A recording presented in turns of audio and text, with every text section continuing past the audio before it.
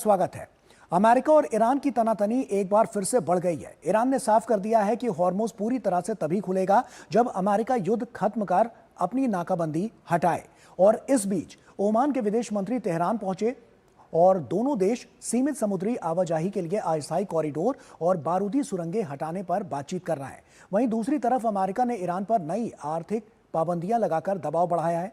यानी लड़ाई अब सिर्फ हथियारों की नहीं, तेल व्यापार और दुनिया की अर्थव्यवस्था पर भी दबाव साफ तौर पर देखने को मिल रहा है।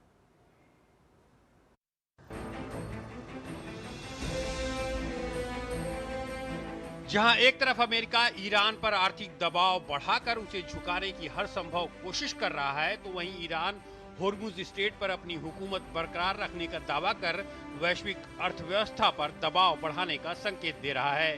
होर्मुज संकट का हल निकालने के लिए ओमान के विदेश मंत्री तेहरान पहुंचे। ईरान और ओमान मिलकर एक अस्थायी समुद्री कॉरिडोर बनाने की तैयारी कर रहे हैं। लेकिन कहानी में सबसे बड़ा ट्विस्ट ये है कि ईरान कह रहा है कि होर्मुज तभी पूरी तरह खुलेगा जब अमेरिका युद्ध खत्म करेगा और अपनी नाकेबंदी हटाएगा।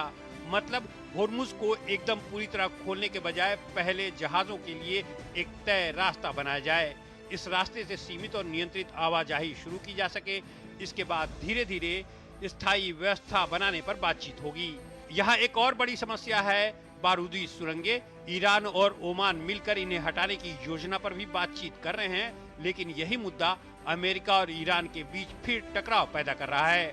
अमेरिका का दावा है कि उसे अंतर्राष्ट्रीय जल क्षेत्र में मौजूद बारूदी सुरंगों को हटा दिया है, लेकिन ईरान इस दावे को खारिज करता है। ईरान ने चेतावनी दी है कि अगर अमेरिकी माइन स्वीपर होर्मुज में दाखिल हुए तो उन्हें निशाना बनाया जा सकता है। ईरान ने यह भी साफ कर दिया है कि फिलहाल किसी भी देश के सैन्य जहाज को होर्मुज से गुजरने की अनुमति नहीं होगी। अब सवाल यह है कि ओमान इसमें क्यों आया।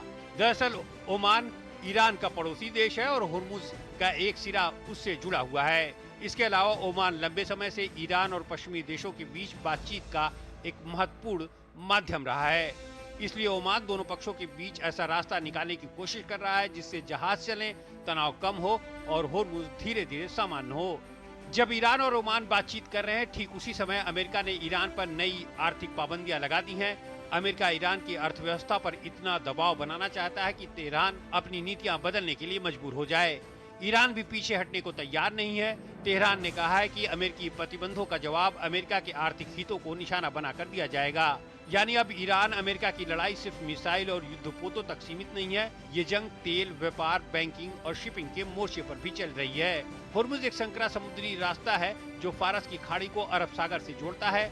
सऊदी अरब, ईरान, इराक, कुवैत, कतर और यूएई जैसे बड़े तेल गैस उत्पादक देशों के लिए ये दुनिया तक पहुंचने का बेहद अहम रास्ता है।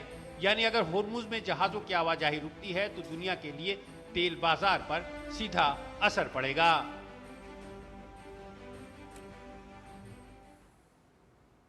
और आइए इसी पर चर्चा करते हैं। अनिल जी, सवाल यह है कि क्या ओमान रास्ता निकालेगा कि किस तरह से शांति स्थापित होगी?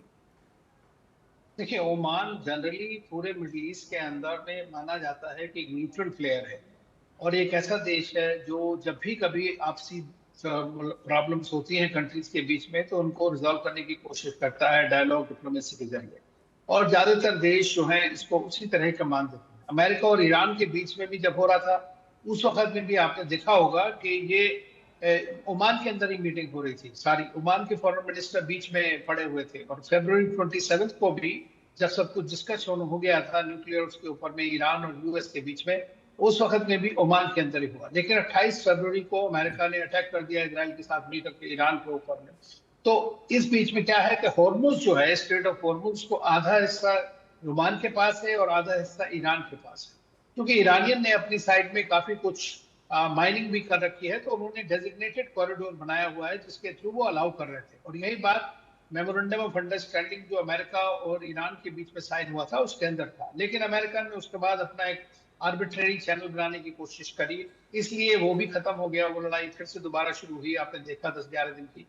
अब ओमान और ईरान ने मिलकर के एग्री किया है। तो ओमान नहीं चाहता है कि कोई किसी तरह की फीस या कोई टोल उसके ऊपर लगाया जाए, ये उनका बेसिक फरमाइश है। लेकिन ईरान चाहता है कि जो भी पैसे जाए वहां से, जो भी शिप जाए, कमर्शियल शिपिंग हो, दूसरे जो भी है, वो सब उनके IRGC से अप्रूवल लेकर के, और जो भी फी डेजिग्नेटेड होगी, चाहे वो एनवायरमेंट फी करे या कुछ किसी भी तरह से, बेसिकली वो उसको मोनेटाइज करना चाहते हैं। तो इस बात को कोई मानना नहीं चाहता है, क्योंकि ये ओपन स्ट्रेट है, और भारत की भी यही नीति है कि ये फ्रीडम ऑफ नेविगेशन होना चाहिए इसमें। लेकिन बीच में ओमान और ईरान अपने आप में डिसाइड करें कि किस तरह से कौन सा नया एक कॉरिडोर खोला जाए जो कि सेफ ट्रैवल के लिए हो। तो लेकिन वो ईरान आज और डिस्कशन ओमान जो हुआ है। डिसाइड करेंगे, क्या वो जी। अमेरिका मानेगा? ये अपने आप में कई सवाल खड़े करता है, क्योंकि अमेरिका की अपनी शर्तें हैं। नहीं, अमेरिका देखिए किसी चीज को, जो लॉजिकल बात है मैंने नहीं देखा उसको मानने को तैयार है। वो अपनी ही बात चलाना चाहते हैं हर चीज के अंदर में। वो चाहते हैं टोटल सरेंडर ईरान का, इसीलिए उन्होंने नई नई इकोनॉमिक सैंक्शंस और लगाई हैं। क्योंकि जब लड़ाई में पूरा उनको डेफिनेटिव विक्ट्री नहीं मिल रही है, तो उन्होंने ये इकोनॉमिक सैंक्शन लगाई। वो ईरान के ऊपर ही नहीं है, दुनिया में जो भी कंट्री ईरान के साथ ट्रेड करेगा या करता है उनके ऊपर भी लगाने की कोशिश करेंगे। फिर से ईरानियंस पूरी तरह समझ गए हैं कि अमेरिका इस वक्त में उनको ज्यादा फोर्स नहीं कर सकता। लेकिन उस सब के बावजूद कल परसों हमने देखा कि पाकिस्तान के जो जनरल असीम मुनीर वहां गए थे ट्रंप के कहने पर। आज कतार के फॉरेन मिनिस्टर और ईरान के फॉरेन मिनिस्टर भी मिले हैं। आज अमेरिकन जो CIA डायरेक्टर रेडक्लिफ हैं, वो भी मॉस्को गए थे। वहां पर मॉस्को रशिया से भी बात करने के लिए। तो कोशिश सबकी ये जारी है कि किसी तरह से कोई एग्रीमेंट हो जिसके चलते कम से कम स्ट्रेट ऑफ हॉर्मुज में नॉर्मल ट्रेडिंग शुरू हो जाए। तो ऐसे उसके में लिए जो बारूदी सुरंग की जो बात है, वो आपको कितनी जायज लगती है? क्योंकि उस पर अमेरिका के अपने तर्क हैं और ईरान के अपने।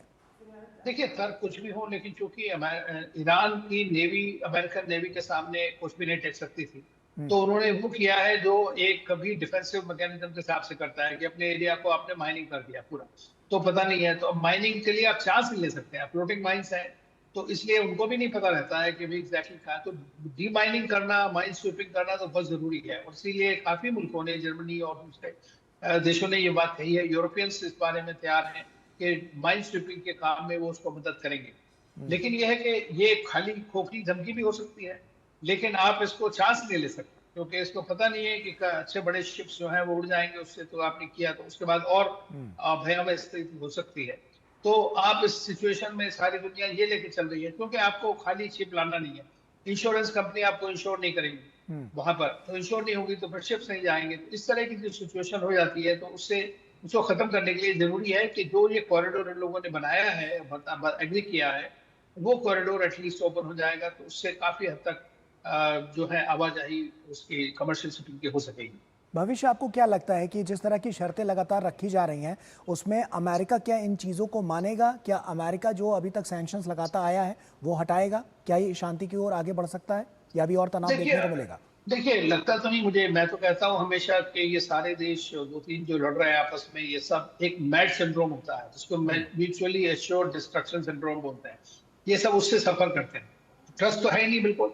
जब ट्रस्ट नहीं है तो आप हर वो काम करेंगे, दूसरे की बात पर विश्वास नहीं करेंगे, अपना पोजीशन चेंज करते रहेंगे। अगर वो जनरली जो MOU उन्होंने साइन किया, अंडरस्टैंडिंग वाला जिसका था, वो टोटली मिसअंडरस्टैंडिंग में बदल गया, जिसने जैसे चाहा उसको इंटरप्रेट किया, तो ना आपकी ट्रांसपेरेंसी है, ना आपकी इंटेंट है उसको चलाने की, इम्प्लीमेंट करने की, तो किस तरह से कोई सोल्यूशन हो सकता है। लेकिन उसके लिए ये है कि दोनों को थोड़ा सा नीचे उतरना पड़ेगा, थोड़ा सा जरा समझना पड़ेगा कि भाई सारी दुनिया के लिहाज से क्या चीज ठीक है, उनके लिए तो है ही। चलिए, बहुत बहुत शुक्रिया अनिल जी। लगातार इस पर नज़र हमारी बनी रहेगी। हम आगे भी देखेंगे क्या कुछ बड़ी बातें निकलकर इसमें सामने आती हैं, क्या बड़े अपडेट्स सामने आते हैं। बहुत बहुत शुक्रिया आपका हमसे जुड़ने के लिए और तमाम बातचीत हमसे यहाँ पर करने के लिए। तो इसी के साथ खबर दुनिया की में अभी के लिए फिलहाल इतना ही, लेकिन जाते जाते आपको छोड़ जाते हैं कुछ अन्य अंतर्राष्ट्रीय खबरों के साथ। तो आप इन खबरों को देखिए। हमें और हमारी पूरी टीम को दीजिए इजाज़त। नमस्कार।